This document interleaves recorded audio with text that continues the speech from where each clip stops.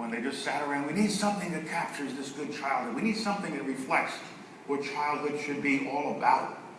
Something like, I don't know, Little Red Wagon. Bang, boom, that was it. And then we created a storyline.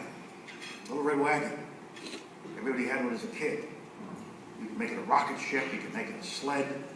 You could make it anything your imagination wanted it to be. You could put your kid's sister in it and take her around and dump her out. The wheels on the Little Red Wagon made the rough places a little easy to navigate. It could be anything your imagination wanted it to be, but it came with a long black handle. So when the going got rough, when the road was a little bit difficult, there was an adult there to reach down, take that black handle, and help a child along the pathways of life. And that's the symbology of the America's Promise Alliance. That's what it's all been about.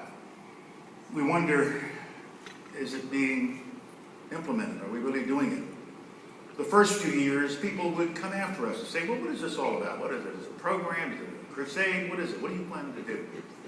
And what we said then is, well, we're going to be modest in this. We're going to try to touch 5 million kids in 5 years with the 5 promises.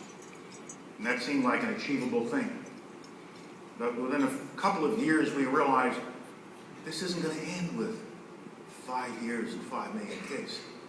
This has to be a continuing movement that goes on forever, as long as it's necessary. And it will be necessary for a long time to come, perhaps forever, as we get into the lives of each and every one of our children.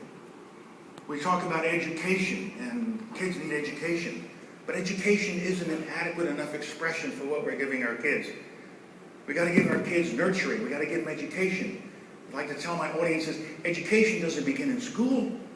Education begins the first moment an infant hears its mother's voice and knows it's his mother's voice. At that point, language education begins. At that point, the child starts to look up at this wonderful person who feeds him, who changes him, who is always there when he cries, when she cries, and realizes that's when education begins. That's when bonding begins.